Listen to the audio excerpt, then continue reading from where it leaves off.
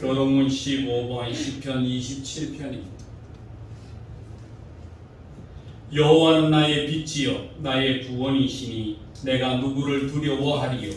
여호와는 내 생명의 능력이시니 내가 누구를 무서워하리요. 악인들이 내 살을 먹으려고 내게로 왔으나 나의 뼈를 나의 원수들이 끊어져 실족하여 넘어졌도다. 군대가 나를 대적하여 진칠지라도 내 마음이 두렵지 아니하며 전쟁이 일어나 나를 시작할지라도 나는 여전히 대적하리로다. 내가 여호와께 바라는 한 가지 일 그것을 구하리니 곧 내가 내 평생에 여호와의 집에 살면서 여호와의 아름다움을 바라보며 그의 은혜에서 사모하는 것이야. 여호와께서 환난 날에 나를 그의 초막 속에 비밀히 지키시고 그의 장막 은밀한 곳에 나를 지키시며 영광을 내게 주시리로다. 이제 내 머리가 나를 둘러싼 내 원수 위에 들리리니 내가 그의 장막에서 즐거운 뜻을 들리고 노래하며 여호와를 찬송하리로다. 아멘. 착석하시고 이두엽 집사님 대표로 기도 인도하시겠습니다.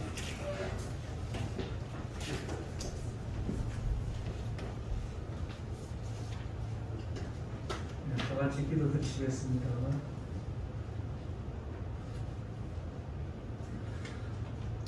십자가의 보혈로 우리를 구원하신 하나님 아버지, 지난달 동안 주님의 사랑 안에서 살게 하시고 날마다 승리할 수 있는 축복으로 함께해 주심을 감사드립니다.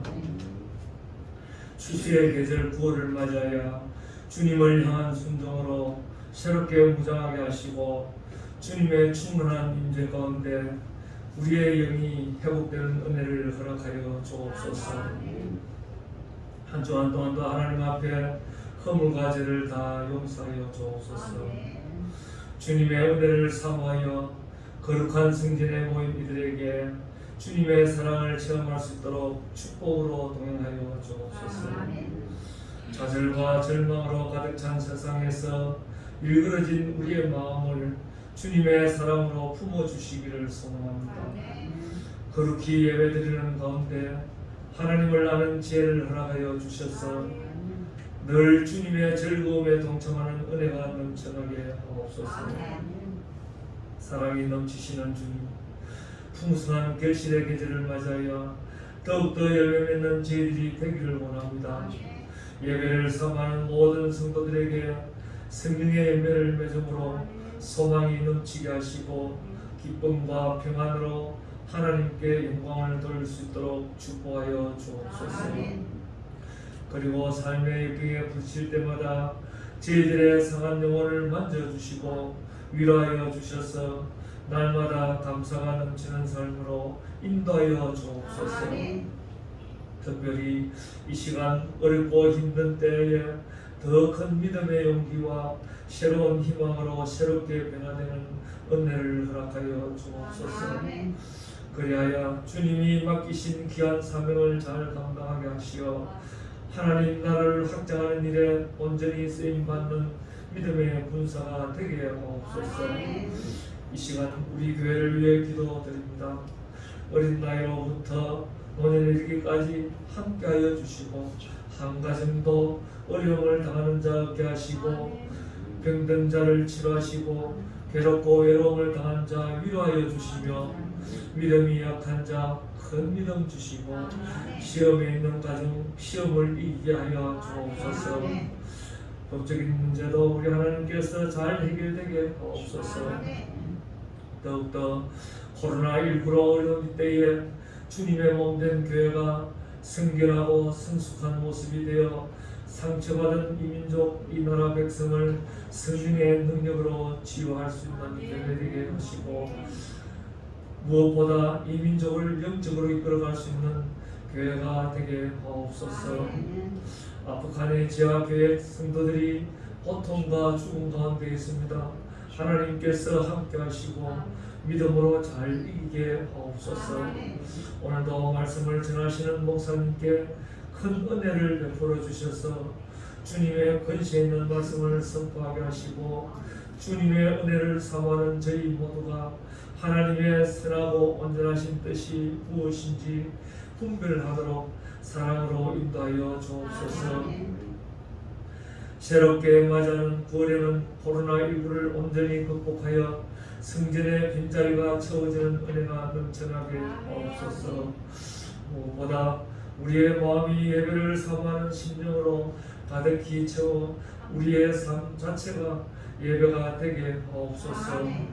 날마다 우리를 새롭게 하시며 예배의 자리로 부르시는 예수님의 이름으로 기도드립니다. 아멘.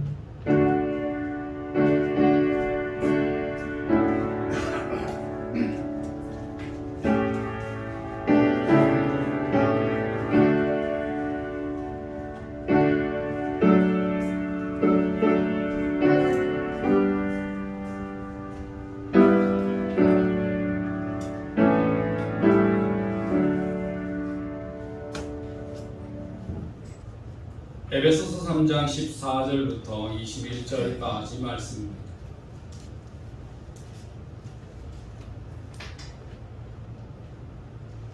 교독하겠습니다. 이러므로 내가 하늘과 땅에 있는 각 족속에게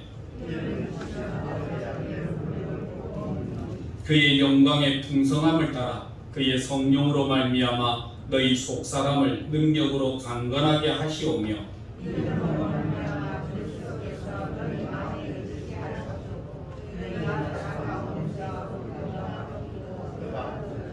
능히 모든 성도와 함께 지식에 넘치는 그리스도의 사랑을 알고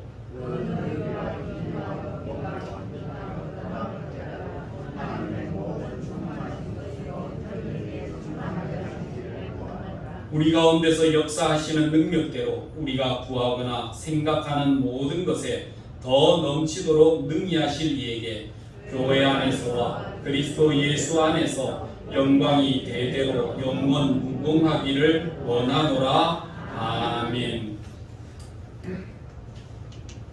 한 번씩 외국의 유수한 대학에 유학을 가게 되면 그 학교에서 특징적으로 하는 것들이 있답니다. 유학생들이 가게 되면 첫째는 멘토를 붙여줍니다. 그래서 유학생활 중에 어렵지 않도록 좋은 멘토를 붙여줘서 그에게 조언도 해주고 옆에 그의 기능을 키워줄 수 있는 그런 일들을 하게 됩니다. 여러분, 한 번씩 우리 교수님들도 유학을 가서 공부를 하실 때가 되면 한 달에 한 2번씩 정도는 토요일마다 교수님들이 자기 집으로 초청을 한답니다. 초청을 하면 자기 집에서 식사를 같이 나누면서 자기 가정을 오픈하고 그에게 유학에 대한 조언들과 혹시 어려움이 없는가 하는 것들을 나누고 같이 밥을 먹으면서 유학생활 중에 얼마나 궁핍하겠습니까? 물질적으로도 어렵고 먹지도 잘 못할 텐데 우리 집에 와서 좀 풍성하게 넉넉하게 잘 먹으라고 일부러 교수님들이 초청해서 한 달에 2번씩 초청하는 날이 있다라고 그렇게 이야기를 합니다. 두 번째는 아무리 유수한 대학원에 가서 일을 하더라도 반드시 기능 정도는 하나를 익힐 수 있는 기회를 가지게 한다는 겁니다. 머리에 든 것만 있다고 해서 아무 기술도 없이 그냥 무의도식하고 살지 말고 네가 이것이 아니라 다른 것 어떠한 것이라도 기술 하나 정도는 익히고 가지고 있어야 네가 굶어 죽지 않고 남에게 기대는 인생이 되지 않는다. 기술 하나는 반드시 익혀라 해서 하나를 데려가서 기술을 가르칩니다. 그러면 기술을 익히다 보면 사람들과의 관계가 넓어지고 또 새로운 세계를 보게 하는 이런 일들을 만들게 된다는 것입니다. 한 좋은 스승을 만나서 좋은 학업을 배우고 그의 가르침대로 열심히 해서 성공했던 한 젊은 사업가가 있습니다. 그는 성공을 했지만 늘 마음에 목말라 가는 것은 사업에는 성공을 했지만 때로는 인간관계가 너무 메말라 가고 인간관계가 건조함을 고백했습니다. 그래서 스승에게 찾아가서 이야기합니다. 스승님, 가르쳐 주신 대로 내가 잘해서 사업에는 성공합니다. 그런데 인간관계가 너무 건조하고 맞지 않는 것 같아서 이게 늘 고민입니다 라고 이야기할 때 그 스승이 너는 인간관계의 회복을 원한다면 3가지를 반드시 지키도록 해라. 3가지를 지키는데 미루지 말고 즉시 행하도록 하거라 이렇게 이야기했습니다. 첫째는 내가 누구에게 빚이 진 것이 있다면 미루지 말고 반드시 갚도록 해라. 그것이 돈만이 아니다. 네가 누구에게 은혜를 입었거나 네가 누구에게 사랑을 입었거나 혹시 누가 너에게 아름다운 미소를 주었거나 혹시 그가 너에게 어떠한 일들을 했다면, 고마운 일을 했다면 미루지 말고 반드시 그것을 갚도록 실천하도록 행하라. 그렇게 이야기했습니다. 두 번째, 네 마음에 용서하고자 하는 그 원수가 있느냐, 원수에 대한 부분들을 처리해야 되는데, 첫째는 네가 용서를 받아야 될 일이 있다면 무조건 미루지 말고 찾아가서 네 잘못을 고백하고 용서해 주십시오 하고 반드시 사과하도록 해라. 은근히 뭉개고 시간 가기를 기다리지 말아라. 두 번째, 네가 남을 용서해야 될 일이 있다고 한다면 일부러 찾아갈 일은 없지만 네 마음속에서 잊어버려라. 네 마음속에 이미 용서하고 네 마음속에 절대 담아주지 마라. 그것이 그를 향하여 용서하고 용서받는 길이다 라고 이야기했습니다. 세 번째, 네 마음에 사랑이 있다면 사랑을 감추지 말아라. 아무리 명목이 있고 아무리 훌륭한 시가 있더라도 종이 위에 글자로만 적혀 있으면 그것이 무슨 소용이 있느냐. 너의 사랑을 표현할 때만이 그것은 진실한 사랑이 될 수 있는 것이다. 네가 사랑이 있다면 표현하도록 하고 항상 나누도록 해라. 이것이 네가 이 땅에서 가져가야 될 인간관계를 이루는 가장 아름다운 방법 중에 하나이다 라고 이야기했습니다. 한 대학 교수, 철학과 교수님은 학생들을 받아 1학기, 한 학기, 신학기가 시작되는 와중에 학생들에게 이렇게 질문하고 시작합니다. 여러분이 지금 3일밖에 살 수 없다고 한다면 여러분이 가장 하고 싶은 일이 무엇입니까? 적어보십시오. 그러면 학생들이 앞으로 3일밖에 살 것이 안 된다면 내가 무엇을 해야 될 것인가 열심히 적는답니다. 그러면 그 적는 것을 보고 학생들과 강의를 합니다. 강의를 하고 강의가 마칠 때쯤 되면 학생들에게 이렇게 이야기합니다. 여러분이 3일밖에 살 수 없다고 생각할 때 여러분이 공책 위에 적은 것이 있다면 이제부터 그거를 보시면서 지금부터 여러분은 그 일을 미루지 말고 실천하십시오 라고 이야기합니다. 우리는 적어놓는 것은 잘합니다. 머릿속에 아는 것은 잘합니다. 그러나 뭐가 없습니까? 실천력이 없는 것이 그것이 우리의 삶의 가장 큰 문제라는 겁니다. 클레멘트라고 하는 사회심리학자는 이렇게 이야기합니다.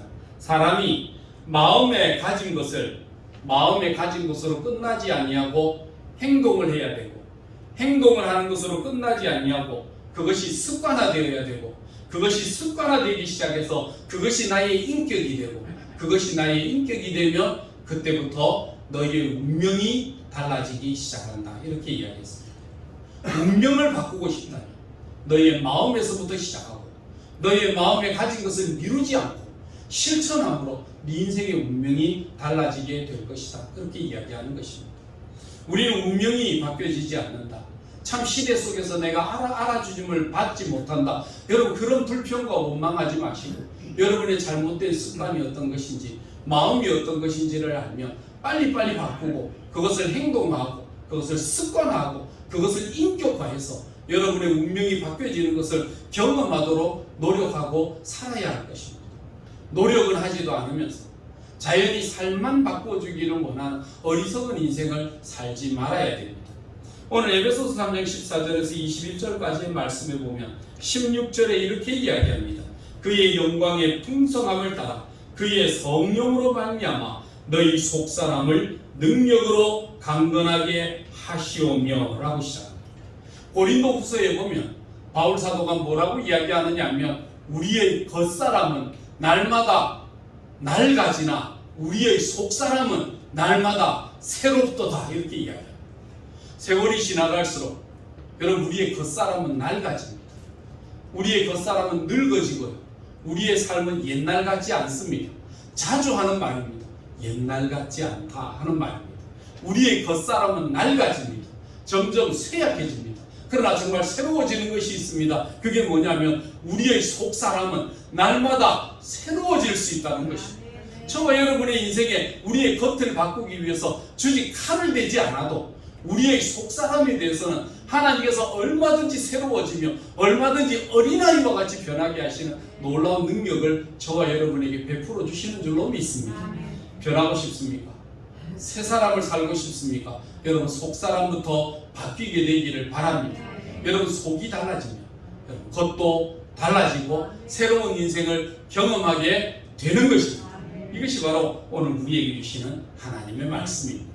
에베소서 3장은 하나님의 교회 속에 있는 저와 여러분들을 뭐라고 이야기하느냐면 하나님 아버지 앞에 우리는 한 가족입니다 라고 고백합니다. 바울 사도는 15장에 이렇게 이야기합니다. 이름을 주신 아버지 앞에 무릎을 꿇고 비노니 이러므로 내가 하늘과 땅에 있는 각 족속에게 이름을 주신 아버지 앞에 무릎을 꿇고 기도합니다 라고 고백했습니다. 우리의 족속, 우리의 가족은 이 땅에만 있는 것이 아닙니다. 하늘에도 있습니다. 하늘에 있는 우리의 가족이 있고 이 땅에도 있는 우리의 가족이 뻔히 존재한다는 겁니다.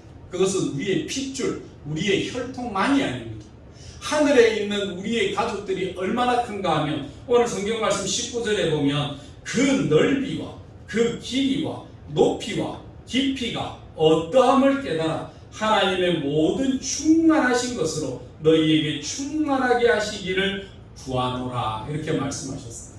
하나님의 자녀는요, 그 가족이 여러분 소수의 어떤 집단에 머물지 아니하고 얼마나 그 가족의 단위가 넓은지, 얼마나 그 길이가 역사가 얼마나 무구하고 긴지, 그 다음에 그 가족에 대한 그 깊이와 사랑이 얼마나 깊이 있는지, 그 다음에 우리가 바라보는 그 넓이가 얼마나 그 영광의 자리에 서 있는지를 높이를 보게 하시는 그 사랑을 경험하게 하시는 속사람의 변화를 저와 여러분에게 주시거든요. 이런 하나님의 자녀들에게 주시는 놀라운 사랑이 뭐냐면 16절에 그의 영광의 풍성함을 따라 그의 성령의 능력으로 말미암아 이렇게 나옵니다. 우리는 어떻게 우리의 속사람이 변화되고 속사람의 넓이를 경험할 수 있느냐 하면 우리의 성령으로 성령의 능력으로 말미암아 우리의 속사람의 변화를 경험하게 된다라고 하는 것을 오늘 바울 사도는 우리에게 가르쳐 줍니다. 속사람이 변화되고 속사람이 충만한 경험을 하게 되면 여러분 무엇부터 시작되느냐 하면 오늘 16절 첫 번째에 나오는 그의 영광의 풍성함을 조차 시작합니다. 뭘 보기 시작하느냐 하면 성령 받은 성도들에게 특징적인 부분이 있는데 그게 뭐냐면 하늘의 영광을 바라보게 되는 은혜를 입는다는 것입니다. 여러분 예수님이 이 땅에 살아가실 때에 우리가 기도하고 성령 충만함을 받으셨을 때에 그 성령의 충만함으로 말미암아 예수님께서 성령이 이끌려 광야로 가시게 되고 광야에서 시험을 받으실 때에 마귀가 어떠한 시험을 베풀고 마귀가 어떠한 시험을 그에게 해도요 끄떡지 아니하시는 예수님의 강건한 모습을 바라봅니다. 여러분 마태복음 4장에 보면 예수님 시험 받으실 때 제일 먼저 받으신 시험이 뭐죠? 제일 먼저 받은 시험이 뭡니까? 네 배고프지 않냐? 돌덩어리로 떡을 만들어 먹으라 할 때 예수님께서 뭘로 이기셨습니까? 사람이 떡으로만 살 것이 아니요 하는 것에 딱 잡아버리신 거예요. 여러분 시험의 첫 부분이 뭡니까? 먹고 사는 이야기입니다. 어떻게 우리가 먹고 살아야 될 건가 여기에 집중하다 보면요 아무것도 못합니다. 그래서 예수님 딱 잘라 말씀하실 때에 사람이 먹는 것 마시는 거로 세상 사는 것이 아니다. 제자들이 예수님의 배고프심을 위하여 떡을 찾아가지고 떡을 사가지고 사마리아 성의 여인에게 있는 곳에 찾아왔을 때에 그 수가성 문물터에 앉아있던 예수님에게 예수님 떡 이야기하니까 나는 이미 배부르다 라고 이야기할 때에 제자들이 야 누가 예수님에게 먼저 먹을 거 갖다 줬냐? 우리 사가지고 온 거 못 봤냐? 누가 그런 비겁한 짓을 했냐? 라고 이야기할 때 예수님께서 제자들을 바라보시면서 야 나하고 있었던 게 얼마나 되었는데 내가 말하는 그 떡이 너희들이 말하는 것처럼 양식 하루에 3끼 그거를 이야기하는 줄로 왜 착각하느냐? 먹고 마시는 것 속에 있는 것이 아니다는 겁니다. 사람이 정말 살아가는 날 동안 뭐가 있느냐 하면 마음의 풍성함을 얻는 겁니다. 그 마음의 풍성함이 있어 하나님의 일을 하면서 만족할 때에 먹지 않아도 배부르고 가지지 않아도 만족하게 되는 이런 은혜를 너희들과 있는다는 것을 우리에게 가르쳐 주신 것입니다. 여러분 우리가 세상 살아갈 때 오늘 현대인들을 가르쳐서 사무의 시대라고 이야기합니다. 오늘 이 땅에 사람들이 살면서 4가지가 없다고 늘 불평과 원망을 하면서 살아가게 됩니다. 여러분 무엇이 없습니까? 첫째는 감동이 없어요. 사람이 없는데 뭐가 없느냐면 감동이 없어요. 웬만큼 좋은 거를 봐도 감동이 없어요.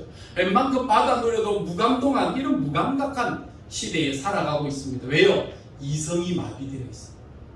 너무나 자극적이고 너무나 궁핍한 속에 살다 보니까 여러분 우리의 이성이 마비되는 이런 삶을 지금 살아가고 있는 겁니다.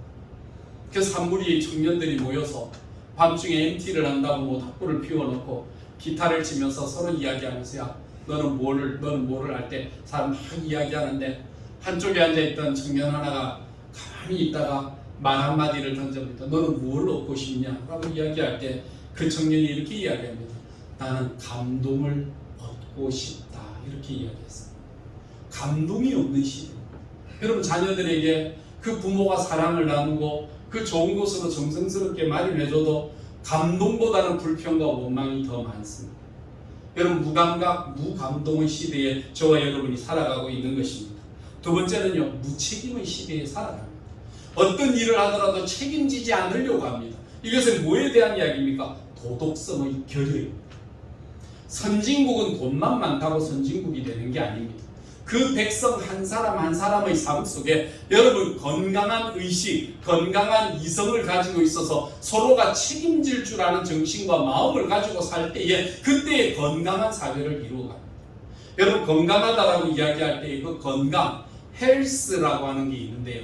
헬스의 어원이 어디서 나오는지 아십니까? 홀리에서 나옵니다. 거룩함에서. 여러분 건강함이 나옵니다. 어떤 의학자들이 이야기합니다.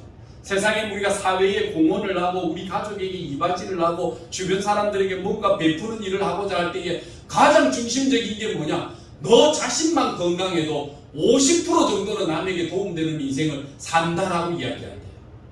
여러분 자기 자신만 건강해도요 주변 사람들에게 50%는 도움을 주고 삽니다. 여러분 건강한 사람과 같이 있는 것과 건강하지 않는 사람과 같이 있을 때에 여러분 건강한 사람이 불편합니까? 건강하지 않는 사람이 불편합니까? 우리는 건강하지 않는 사람이 아니고 어떻게 하지만요 옆에서 그 거드는 사람은요 훨씬 더 어려움을 겪고 산다는 겁니다. 주변에 있는 사람 건강한 사람이 음식을 마음대로 못 먹잖아요. 환자가 있으면 음식 마음대로 못 먹습니다. 짜지 않아야 되고요. 그 다음에는 기름기가 없어야 되죠. 뭐 이런 거 먹어야 되거든요.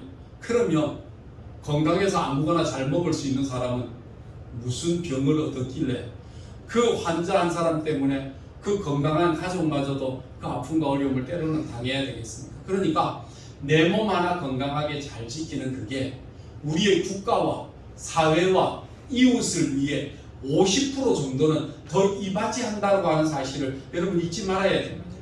의사들은 늘 이야기합니다. 사람이 건강하려고 하면 운동을 잘해야 된대요. 운동도 하고 먹는 것도 잘 먹어야 되는데 그 정도로는 한 25% 정도 자기의 건강을 유지한답니다. 진짜는요. 마음의 건강함과 평안을 얻는 게 이게 75%나 차지합니다. 이 75% 차지하는 이 건강이 여러분 운동 안 해도요. 그다지 음식을 그거 안 해도요. 진짜 건강함을 얻는다. 여러분 어떤 분은요. 애들하고 같이 음식 먹으러 가면 애들의 음식을 니 먼저 먹어라. 니 뭐 먹고 싶으냐면 애들 먹고 싶은 데 가서 먹는데요. 그러면 이제 애들하고 같이 가면 주로 애들이 좋아하는 게 그 당시에는 짜장면을 받으면 애들이 얼마나 좋아하는지 막 애들 짜장면 막 먹는데 보면 입에 막 묻히고 먹는데 그거를 바라보면서 자기 음식과 그릇을 비교해보면 애들은 음식을 먹는데 막 먹고 싶은 거 먹고 막 좋은 거 먹으니까 입에 침이 줄줄 흐르고 그러니까 짜장면을 먹는데 내가 보면 짜장면의 그릇에 막 물이 질퍽하게 침이 흘러가고 침이 질퍽하고 짜장면의 그 면발이 막 침이 묻어가고 막 번들번들하고 기름지고 이런데 자기들은 별로 좋아하지 않는 음식을 먹으니까 짜장면을 먹어도 짜장면의 면발이 건조해가지고 버덕버덕하고 그러니까 맨 침이 나오지 않으니까 맨 물을 마시면서 짜장면을 먹는 자기 모습을 바라보면서 아 이게 좋아하는 거를 할 때에 좋아하는 거를 먹을 때 저렇게 기쁘고 침이 흐르고 저렇게 좋아하는데 자기는 그거를 먹을 때마다 음식이 메마르고 음식이 건조해서 물 없이는 못 먹는 그런 삶을 사는구나 라고 하는 걸 자기가 경험했다는 겁니다. 여러분 건강함이라고 하는 게 바로 그런 것입니다. 책임성입니다. 내가 무엇을 하든지 어떻게 하든지 책임감을 가지고 살아야 되는데 오늘 이 시대는 무책임한 시대 속에 삽니다. 세 번째는요. 무관심의 시대에 살아갑니다. 옆집에 누가 있든지 또 아랫집에 누가 뭘 하든지 그냥 관심이 없습니다. 뭐 지는 지대로 사는 거고 나는 내대로 사는 거지. 지가 그렇게 하는 거 나하고 무슨 상관이 있냐라고 이야기하는, 여러분 우리가 사는 극단적 이기주의 속에 살아갑니다. 자기밖에 모르는 이기주의가 주변을 향하여 무감각하게 살아가고 무관심한 모습으로 살아간다는 것입니다. 마지막 네 번째는요, 그거는 무목적으로 살아갑니다. 목적이 없대요. 인생을 살아가는 목적이 없습니다. 삶을 이루어가는 목적을 상실하고 살아가는 오늘 이 시대의 모습들이 있습니다. 여러분 아이들에게 목적이 있습니까? 학교를 가는데 공부하는 목적이 있습니까? 아이들이 일을 하는데 목적이 있습니까? 심지어는 지들이 좋아하는 게임을 한다고 이야기합시다. 게임을 하는데 목적이 있습니까? 목적이 없어요. 그러니까 방황하게 되고, 방황하니까 뭔가에 집중해야 되니까 그냥 게임에 집중하게 되고, 인생의 헛된 것에 집중하고 살아가는, 여러분 무목적적인, 그냥 인생이 어디로 왔다가 어디로 가는지를 알지 못하기 때문에 방황하고 방랑하는 인생을 살다가 그 고귀한 시간을 놓치고, 그 고귀한 건강성을 놓치고, 그 고귀한 시기를 놓치고 살아가는 이런 아픈 현실을 이런 것에서 발견한다는 것입니다. 네 가지: 무감동, 무책임, 무관심, 그리고 무목적. 이런 것으로 낳는 결과가 있습니다. 이런 것으로 살면은요, 그 결과가 어떤 것이 생기느냐 하면, 첫째는 적대감이 사람의 마음속에 가득 생깁니다. 오늘 이 시대가요, 가난해서 가난한 게 아닙니다. 정말 가난해서 정말 절대적인 빈곤에 시달려서 먹지 못하고 마시지 못하고 가난해서 사는 사람들보다는 상대적인 빈곤감을 가진 사람이 너무 많아요. 남과 비교해 볼 때 나는 저만큼 갖지 못하기 때문에 가난해. 나는 저만큼 얻지 못하기 때문에 가난해야 돼. 그래서 오늘 초등학교 아이들에게 자기의 실생활을 써라 했더니 그렇게 쓴대요. 나는 가난하다. 우리 집은 가난하다. 날마다 집에 들어가면 우리 운전기사 아저씨가 나는 가난하다라고 이야기한다. 그리고 우리 가정의 식모, 그 가정부 아줌마도 만날 왜 그 일을 하세요 물어보면 나는 가난하기 때문에 이 일을 한다고 한다. 정원사 아저씨도 나는 가난하기 때문에 살아야 되기 때문에 이 일을 한다고 이야기한다. 집에 가면 엄마도 가난하다고 그러고 아빠도 가난하다고 그런다. 나는 그렇기 때문에 나는 가난하다고 생각한다. 이렇게 생각한다. 운전기사가 있고 정원사가 있고 가정부가 있어서 모든 일들을 다 정리해도 가난하대요. 왜? 절대 빈곤 때문에 가난한 것이 아니라 상대적 빈곤감, 상대적 박탈감, 그런 것이 나를 가난하게 하기 때문에 이런 것 때문에 생겨지는 결과가 뭐냐면 적대감만이 마음속에 가득한 것입니다. 모든 사람들이 이런 적대감이 풍만해 있고 마치 뭔가 바늘로 터뜨리면 펑 하고 터질 것 같은 그런 풍선과 같은 불만으로 세상을 살아간다는 것입니다. 이것이 바로 절대적 빈곤보다는 상대적 빈곤감, 상대적 박탈감으로 세상을 살아간다는 것입니다. 그 다음에 나오는 게 있습니다. 의심입니다. 의심. 모든 것에 대해 의심을 하게 돼요. 이게 진짜일까? 이게 가짜일까? 이런 것에 대한 의심만을 가지고 살아갑니다. 여러분 진짜 나쁜 사람이 어떤 사람인가? 여러분 어떤 일에 대해서 우리가 뭐 사람이 성숙하다라고 이야기했는데 우리의 속 사람의 능력으로 강건하게 하시오며, 이 강건하게 한다라고 하는 이 단어 자체가요 어떤 것이냐면 옳고 그른 것을 구별할 줄 아는 능력을 갖추는 것입니다. 여러분 이것이 옳고 그른 것을 분별하고 바르게 판단할 수 있는 능력을 가진 사람이 강건한 사람인데 이런 것을 못 가지는 거예요. 그렇기 때문에 이런 것이 없는 사람일수록 가지는 의심감이 뭐냐면, 여러분 양비론을 가지는 사람이 있잖아요. 누가 어떤 일이 벌어졌을 때, 누가 잘못됐고 누가 바른 거라고 이야기할 때, 이거 나는 그래 생각 안 한다. 이 사람도 잘못이고 저 사람도 잘못이고. 누가 도둑질을 당했습니다. 도둑놈이 와서 도둑질을 당해서 물건을 잃었거든요. 그러면 뭐라고 이야기하느냐? 훔쳐간 도둑놈이 나쁜 것이 아니라 도둑 맞은 그놈도 바보지. 왜 문단속을 제대로 못했노? 왜 그런 걸 거기다 갖다 놨노? 도둑 맞은 그 사람도 바보 아니냐? 이렇게 살아간대. 여러분 요즘 뭐 남녀간에 뭐 문제들도 있지만, 여러분 여자가 치마가 짧다고 해서 남자가 나쁜 짓을 할 수 있습니까? 옛날 같으면 그랬다고요. 왜 그랬냐? 여자가 짧은 치마를 입고 다니까 그 잘못된 마음이 부어져 순식간에 그랬습니다. 그러면 그것도 정상 참작으로 여자에게도 잘못했다 그러지요. 요즘 그렇게 합니까? 짧은 게 아니라 벗고 다녀도요 하지 말아야 될 짓을 하면요 그거는 한 사람 행위자 자체가 벌을 받는 거예요. 그것이 뭐냐면 양비론이 제일 나쁜 겁니다. 그건 뭐냐면 자기 자신이 잘났다는 거예요. 너도 틀렸고 내가 제일 잘났어. 내가 그 도덕적인 것을 분별할 수 있는 능력을 내가 가지고 있어 그런 거거든요. 여러분 선과 악을 구별할 수 있는 능력은요 하나님 외에는 없습니다. 심판자의 능력은 하나님이 가지고 계시는데 그것을 내가 가지고 한다는 것입니다. 여러분 양비론을 이야기하는 사람이 그 사람이 제일 악한 사람이에요. 여러분 옳은 것과 그런 것을 왜 구별할 줄 몰라요? 왜 바른 것과 틀린 것을 왜 구별할 줄 몰라요? 그런 게 되는 양비론으로 끌고 가는 거예요. 이 사람도 나쁘고 저 사람도 나쁘고 이렇게 했으니까 얘도 틀렸고 저렇게 했으니까 쟤도 틀렸고 여러분 이거 자체가요 건강하지 않는 인격을 가졌기 때문이에요. 이게 뭡니까? 의심이라는 거예요. 건강하지 않는 인격 때문에 나타나게 되거든요. 그래서요 결과가 이렇게 될 때에 우리는 어떻게 성령의 능력으로 강건하여지면 나타나는 것이 있습니다. 그것이 뭐냐면 우리 마음속에 신뢰심이다. 여러분 그것이 결과가 17절에 가면 믿음으로 말미암아. 여러분 믿음은요 건강한 사람만 가질 수 있습니다. 의심스러운 사람은 믿음 못 가집니다. 하나님을 향하여 건강한 인격을 가져야 믿음을 가집니다. 하나님을 향하여 건강한 믿음이 없는 사람은요 늘 신앙생활에도 의심합니다. 늘 끌려다니고 이게 맞나 저게 맞나 이게 왜 그럴까 저게 왜 그래야 되는 건가 맨날 의심 속에 사로잡히느라고 인생의 미래와 전진이 없어요. 늘 그 자리에 주저앉아버려요.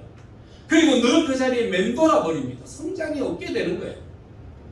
그러니까 우리가 정말 건강한 삶을 살기 위해서 가져야 될 것이 있는데 그게 뭐냐면 우리 마음속에 믿음의 든든함을 가지게 되는 이런 은혜를 입게 되는 것입니다. 그것이 바로 뭐 성령으로 말미암아 성령의 능력이 우리의 속사람을 강건하게 하시는 이 일들을 통해서 저와 여러분들이 새로움을 경험할 수 있다는 사실입니다. 여러분 성령 받아서 무엇 하시려고 하십니까? 성령을 받아서 어떻게 하시려고 합니까? 성령 받으면 여러분 뭐 이상한 사람 되고 싶으십니까? 성령 받으면 내가 남들 앞에서 내가 폼나게 살 수 있을 것 같습니까? 아니요. 정말 성령 받은 사람의 특징이 있습니다. 건강한 사람입니다. 믿음에 있어서 건강한 믿음을 가지게 되는 신앙에 있어서 건강한 믿음을 가지게 되는 이런 은혜를 입게 한다니까요. 이것이 바로 저와 여러분에게 주시는 속사람의 강건한 마음의 모습입니다. 첫째는요 믿음을 가지게 됩니다. 믿음으로 말미암아 그리스도께서 너희 마음에 계시게 하시옵고. 여러분 믿음을 가지게 되면 뭐가 시작되느냐면 내 마음속에 예수 그리스도가 소유되는 것입니다. 그래서 성경은 우리에게 이렇게 이야기합니다. 너희 안에 이 마음을 품으라 곧 그리스도 예수의 마음이니. 이렇게 시작. 빌립보서에 보면 우리 마음속에 어떤 마음을 그리스도 예수의 마음이 저와 여러분의 마음과 삶 속에 충만하게 채워지는 은혜를 입게 하시겠다는 것입니다.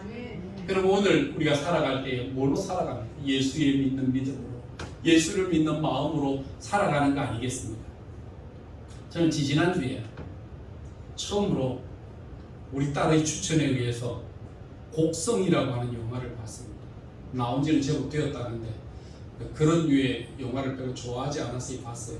영화를 봤는데 감독이 처음에는 성경 구절을 인용하면서 나가면 안에 들어가니까 또 이제 무속적인 것들을 무당을 나타내고 하더라고요. 아마 종교 다원주의적인 그런 형태를 표현하고 있는 것 같은데 거기에서 보면 그 안에 황정민 씨가 그 나와 있는 곽도원 씨의 딸이 귀신 들려가고 막 이렇게 하니까 그때 그 곽도원이가 왜 하필이면 우리 가정에 내 딸에게 왜 이런 일들이 생기느냐고 몸부림치면서 고함을 질렀거든요. 그러니까 황정민이가 곽도원이를 쳐다보면서 뭐라고 이야기하느냐면 야 너는 낚시하러 가면 무슨 고기 잡을 줄을 알고 가냐. 낚시하러 가면 내가 무슨 고기를 잡는다 모르고 간다. 그냥 낚싯대에 미끼를 꽂아서 던져 놓는다. 그리고 밑밥을 뿌려 놓는다. 그러면 그것을 뿌려만 나오면 어느 순간에 돌아다니다가 걸리는 놈이 있다.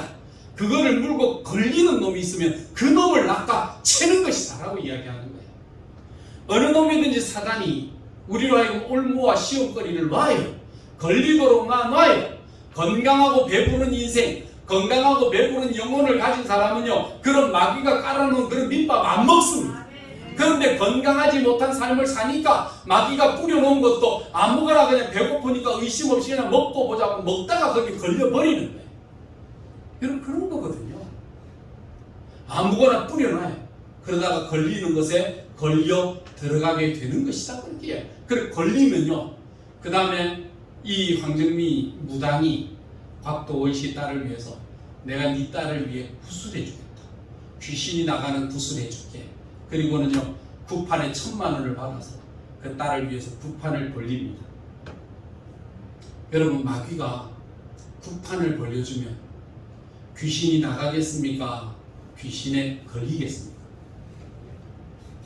건강하지 못하니까 마귀한테 딱 걸려놓고 나니까 그 마귀를 쫓아내준다는 조건으로 여러분 돈 뺏기지요. 자식의 생명까지 뺏기게 되는 거예요. 왜요? 건강하지 않으니까. 여러분 거짓에 걸려듭니다. 거짓에 걸려들면요 옳고 그런 것이 구별이 안 됩니다. 그냥 무조건 아무나 놔도와준다고 하면 그게 좋은 줄로 압니다. 좋은 게 좋은 게 아닙니다. 좋은 것은요 바른 것이 좋은 것입니다. 저와 여러분들에게 바른 것의 기준과 규정이 어디에 있습니까? 여러분이 바르다고 여러분 스스로가 바르다고 주장할 수 있습니까? 내 판단이 정직하다고 자신할 수 있습니까? 여러분 선과 악을 판단하는 가장 기준은 하나님이 가지고 계신다고 말씀했습니다. 하나님이 가지고 계시기 때문에 그 모든 기준과 판단은 하나님의 말씀으로 평가하는 것입니다. 여러분 이것이 없이 어떻게 우리가 건강하겠습니까? 그러니까 아무 것이나 우리 가운데 그냥 밑밥 던져놓은 것에 아무 것이나 먹으면 안 돼요. 바른 것을 먹어야 돼요. 여러분 먹거리는 구별할 줄 알잖아요. 여러분 슈퍼나 가면 여러분 날짜 다 보고 사잖아요. 되도록이면 유통기한이 오래 남은 걸로 사잖아요. 국산 콩으로 했는지 유전자 콩으로 했는지를 보고 사잖아요. 여러분 이게 건강한 제품에서 믿을 수 있는 건지 믿을 수 없는 건지 여러분 먹을 거 하나는 꼼꼼하게 따지면서 사세요. 내 하나하고 한 번씩 슈퍼를 가서 뭐 물건을 고르고 이렇게 살 때 되면 똑같은 콩나물인데 뭘 이것과 저것과 비교해보고 어떤 것이 좋은 것인지를 보고 찾고 때로는 뭐 안쪽에 있는 깊숙한 것을 꺼내고 다 똑같다 막 그냥 아무거나 가져가서 먹읍시다. 여보 내 가족이 먹을 건데 건강한 거를 책임져야 되는 것이 아내의 내 마음이고 엄마의 내 마음이라는 거 왜 모르세요? 좀 더 건강하고 싱싱하고 좀 더 바른 먹거리를 먹이고 싶은 마음이 내게 있어서 그러는 거예요. 그러면 할 말이 없는 거예요. 여러분 여러분의 가족들에게 좋은 것을 골라서 먹이십니까?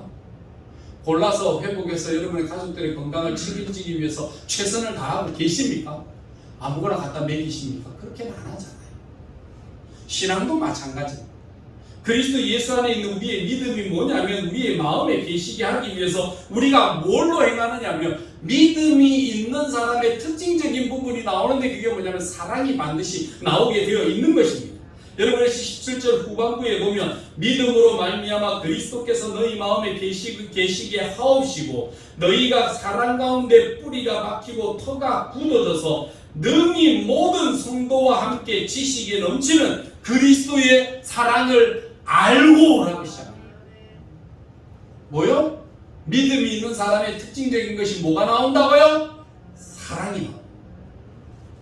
그래서 우리가 신앙생활 할 때에 믿음과 소망과 사랑 이 세 가지는 항상 있을 것인데 그 중에 제일은 사랑이다.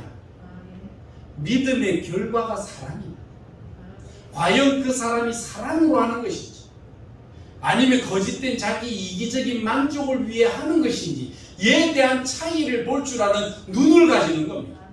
여러분 아무리 무당이 나서서 사랑으로 행하고 네 집을 구원할 것 같이 행하지만 결국은요 그 영혼을 도둑질하기 위해 가는 거거든요.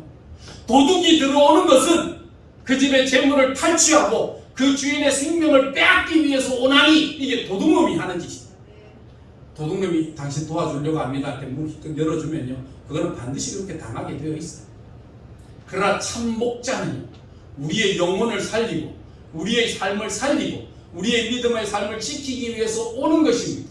그는 우리를 위하여 희생하고 그는 우리를 위하여 십자가에 못 박히는 이런 놀라운 삶을 살아가게 되는 것이거든요. 그래서 스데반이 뭐라고 이야기합니까? 돌에 맞아 죽는 그 순간에 주여 내 원한을 갚아주시옵소서.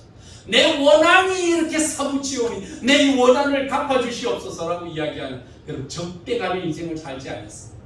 그들을 바라보면서 하늘의 문이 열리고 하나님의 영광을 바라보는 순간에 그 스데반이 뭐라고 이야기를 했습니까? 주여, 저들의 죄를 사하여 주시옵소서. 저들은 자기가 하는 것을 알지 못함이니이다. 여러분, 이것이 뭡니까? 사랑이라고 하는 거예요. 하늘의 영광을 본 사람만이 할 수가 있는 것입니다. 이것이 바로 사랑의 결과라고 이야기를 하거든요. 오늘날의 시대가 없는 시대, 감정도 감각도 정말 책임도 도덕성도 그리고 영성마저도 없는 이 시대에 살아가는 저와 여러분들 아닙니까? 무목적, 인생의 목적이 처음부터 끝까지 아는 것이 목적성을 가진 인생 아닙니까? 저와 여러분들이 우리에게 주어진 시간표의 일람을 여러분 살펴보면 우리가 이 땅에 살 날이 많이 남았습니까? 갈 날이 많이 남았습니까? 시간표를 정리하고는 계십니까? 여러분의 인생의 삶을 정리는 제대로 하고 계십니까? 옛날에 우리 어머니들이 살 때 말을 들어보면 아이를 낳으러 가게 되면 여자가 하는 일이 있답니다. 그게 뭐냐면 집에 있는 옷들을 다 빨아가지고 다 풀목을 개가지고 농장에 차곡차곡 개어놓고 아이에게 또는 남편에게 여보, 요 옷장에 여기에는 뭐가 있고요, 여기에는 뭐가 있고, 여기에는 뭐가 있고, 뭐가 있고요. 그 다음에 누구에게는 누구 집에 얼마를 빌려준 게 있고, 누구 집에 누가 빌린 게 있고, 그리고는 다 가르쳐주고 아이를 낳으러 들어갈 때에 그 대청마루에서 신발 디딤돌에서 신발을 벗고 그 방으로 이제 아이 출산하기 위해 들어갈 때 그 뒤를 쳐다보면서 그 신발을 보면서 내가 다시 이 신발을 신을 수 있을까, 그런 마음을 가지고 들어간다고 하더라고요. 여러분, 우리는 인생의 삶을 지나가고 들어갈 때에 우리는 인생이 마무리 되었습니다. 빚진 인생이 아니라 우리의 빚에 대해서 정리를 하고 우리 인생의 삶을 정리하고 하나님 앞에서 우리의 믿음의 길들을 어떻게 정리하는지 정리된 인생을 저와 여러분이 살고 계시는 겁니다.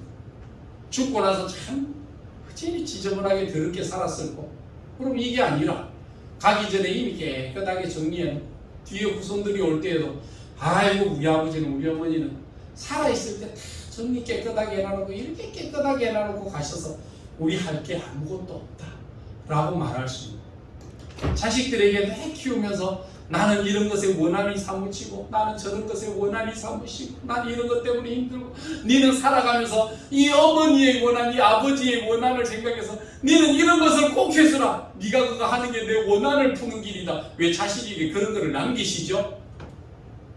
자식에게 이것 남길 수 있는 게 부모의 원한을 풀어달라고 가는 게 그게 부모의 몫입니까? 아니잖아요. 내 인생의 원한의 몫은 내가 다 정리하고 가야 되는 것이고, 다음 세대의 자녀들에게는 다음 세대의 자녀의 몫을 살아가도록 여러분 하고 가는 것이 앞선 사람들의 모습 아니겠습니까? 그런데 왜 그런 내 원한을 자식들의 세대까지 이어가게 만들려고 그렇게 노력을 하는지를 모르겠습니다. 그게 잘못된 것이라는 거예요. 그래서 그리스도 예수의 뭐가 은혜와 믿음과 사랑이 충만하게 되면 예수님이 우리에게 주시는 19절의 그 넓이와 길이와 높이와 깊이가 어떠함을 깨달아 하나님의 모든 충만하신 것으로 너희에게 충만하게 하시기를 구하노라 라고 말씀합니다. 여러분, 하나님을 믿는 사람은요 목마른 인생 살지 않습니다. 하나님을 믿는 인생은요 배고픈 인생 살지 않습니다. 뭘 신앙생활하면서 뭐가 그렇게 목마르고 뭐가 그렇게 배부르고 뭐가 그렇게 힘들어서 여기서 욕망이 채워지지 않으면 또 다른 곳에서 욕망을 채우려고 또 다른 곳에서 왜 그렇게 살아가죠? 뭐가 없습니까? 그리스도 예수의 사랑이, 그리스도 예수를 향한 우리의 믿음, 하나님을 아버지라고 부르는 우리의 신앙이 없으면 나타나는 결과물이라는 것입니다. 여러분, 이런 삶을 우리가 살아가게 됩니다. 이런 것들을 파헤치고 우리 가운데 뭐를 위해서 우리가 그리스도 예수 안에서 하나님을 아버지라고 부르는 우리 가족 공동체를 만들어 주신 하늘에 있는 가족과 땅에 있는 가족과 열방의 땅 끝까지 이르는 모든 족속으로 하나님의 가족을 만들고 섬겨나가는 하나님의 자녀들에게 우리의 그 깊이와 넓이와 둘레가 하나님의 가족을 만들기 위해 창세기부터 계시록까지 이어졌던 그 길이의 놀라운 길, 우리를 사랑하시되 예수 그리스도께서 십자가에 죽으시는 죽음을 통해서 얻어지는 우리의 하나님의 자녀의 신분과 권세의 그 깊숙한 것, 우리로 하여금 이 땅의 영광으로 바라보고 만족하지 아니하고 하늘의 영광을 바라보게 하시는 그 놀라운 사랑을, 여러분, 핸델의 메시아가 우리 연말이 다가오면 핸델의 메시아가 이루어지는데, 그의 메시아라고 하는 그 작품이 이루어지는 것에 대해 참 알지를 못한대요. 뭐 어떻게 만들어졌는지 모르지만 한 사람은 핸델의 생애 속에 이렇게 이야기했어요. 핸델이 살아가면서 남에게 빚을 좀 많이 졌대요. 얘는 빚을 많이 주고 돈에 진빚이 많은데 그 진빚 때문에 감옥에 갇혀 있었다. 시커멓고 컴컴한 감옥 속에 갇혀서, 아이고 내 인생 꿈도 펴보지 못하고 채워보지 못하고 이렇게 감옥 속에서 이렇게 져야 되나 하고 생각하며 그 속에서 기도하면서 하나님 앞에 구할 때에 그 감옥에서 하나님의 영광을 경험하게 되는 겁니다. 핸델이 하나님의 영광을 경험하고 하늘의 빛을 경험하게 될 때에 그가 한탄하던 그 감옥 속에서 그가 종이를 구해가지고 그 종이 위에다가 연필을 가지고 오선지를 직접 그어가지고 자기가 썼는데요. 요즘 핸델의 메시아 곡이 이만하거든요. 요즘 음악가들에게 물어보면요, 핸델의 메시아 그 곡을 바라보면 오선지를 끊는 데만 해도 일주일 걸려요. 오선지 끊는 데만 일주일 넘어 걸리는데 그 오선지를 자기 손으로 다 끄어가지고 악보를 갖다 한 책으로 만들어내는데 그거 일주일 안에 그걸 다 만들었다. 왜 그런 일들이 생깁니까? 하나님의 영광을 보았기 때문에 나타나는 현상이라는 겁니다. 우리가 어떤 일을 가지고도 되게 인생이 길고 시간이 길어서 이루지 못할 것 같잖아요. 여러분, 하나님의 영광을 본 인생은요, 그 사람이 못할 일들을 다 이루고 세우는데 그 일을 이루시는 이는 하나님이시라는 거예요. 여러분, 그렇기 때문에 저와 여러분이 뭘 보느냐 하면 영광을 보는 인생으로 살아야 돼요. 내 인생 살아있는 날 동안 이렇게 오랜 세월이 지나면서 이루지 못하고 완성하지 못한 그것 때문에 목말라하고 답답한 그 인생이 무엇을 봄으로, 하늘의 영광을 봄으로 인생의 목마름이 해소되는 거예요. 여러분, 이것이 신앙이거든요. 그래서 우리가 이 땅에 있는 하나님의 자녀들과 족속들에게 하나님을 아버지라 부르는 저와 여러분들에게 무엇을 주시느냐 하면 하나님의 영광의 풍성함을 보게 하시고 하나님의 영광의 은혜와 사랑을 경험하게 하시면 우리 인생의 삶 속에서 정말 네 가지 없는 인생이 변화돼서 풍성한 인생을 살아가면서 하나님의 영광을 돌리고 사랑하는 그 삶을 살아갈 수 있다는 것입니다. 바울 사도는 그의 삶 속에 죽음의 길 속에 갇혀서 죽음의 눈앞에 있는 그에게 그가 하늘의 영광을 바라보고 은혜를 경험할 때에 그는 아멘 주 예수여 말하고 하늘의 영광을 바라보며 죽음의 길로 걸어갔다. 중세에 많은 순교사들의 이야기를 들어보면 정말 아끼는 철학자, 아끼는 지식인이 있는데 왕이 이 사람 죽이기에 너무 아깝다는 거예요.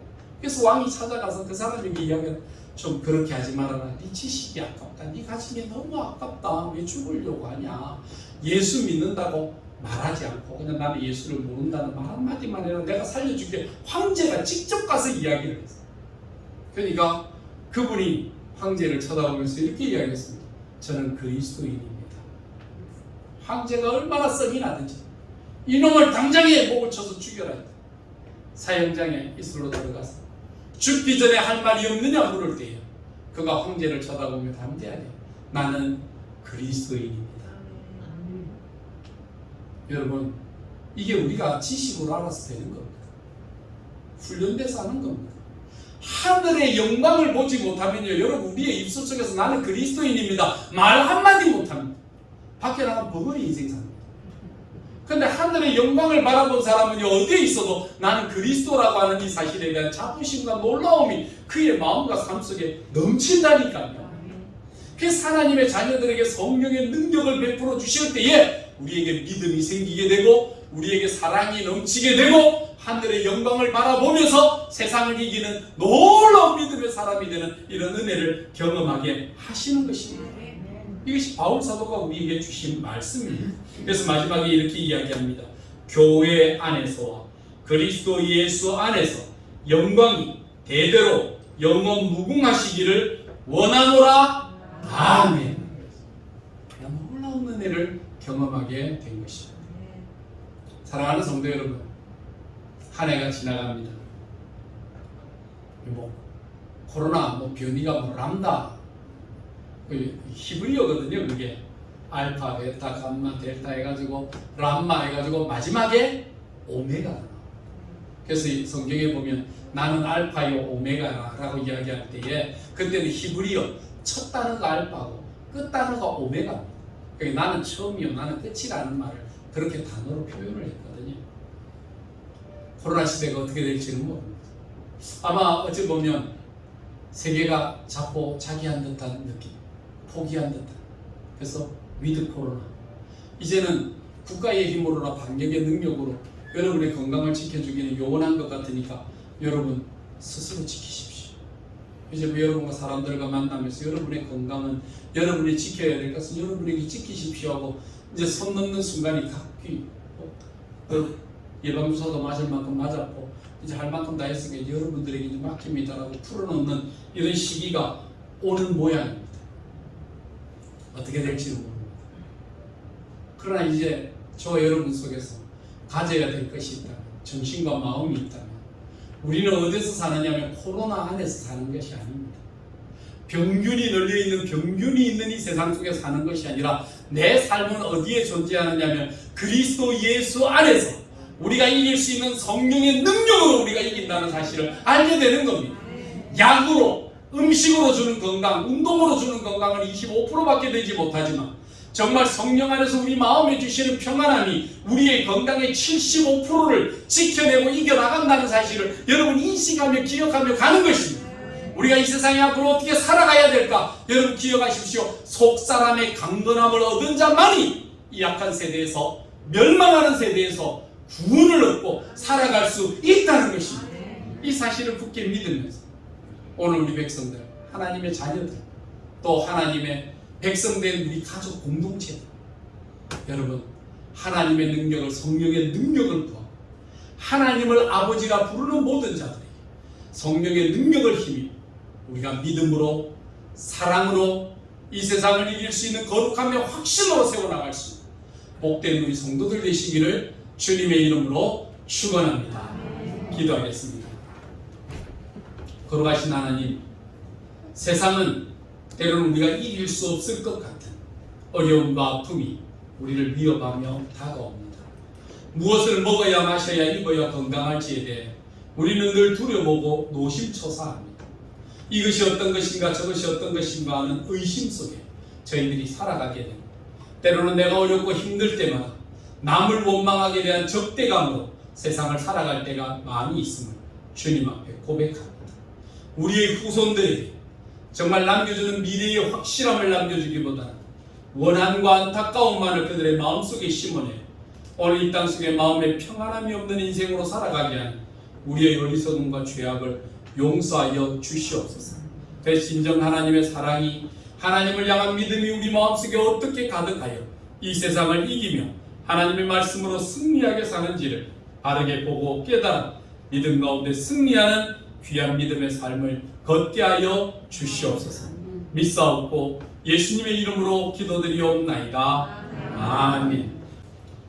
이제는 죄로 말미암아 멸망하여 죽을 수밖에 없는 우리에게 오셔서 내 죄를 친히 다 담당하시고 십자가 위에 우리에게 영원한 생명을 허락하여 주신 우리 주 예수 그리스도의 은혜와 감히 우러볼 수 없는 그 대상자를 향하여 그 아들로 말미암아 아버지라 부르게 하시는 놀라운 은혜와 사랑을 주셔서 이 땅의 과부와 같이 고아와 같이 버려두지 아니하시고 세상 끝날까지 함께 하겠다고 약속하신 하나님 아버지의 무한하신 사랑하심과 우리가 알지 못하고 방황하며 진리와 거짓을 분별하지 못할 때마다 내 눈에 밝음을 주셔서 우리로 하여금 온전하여 선악을 구별하여 하나님의 선한 뜻을 찾아가도록 우리의 길을 주장하신 성령 하나님의 놀라우신 역사가 오늘 이 땅의 허무한 이 세대 속에 그리스도 예수로 말미암아 영광을 바라보며 영광에서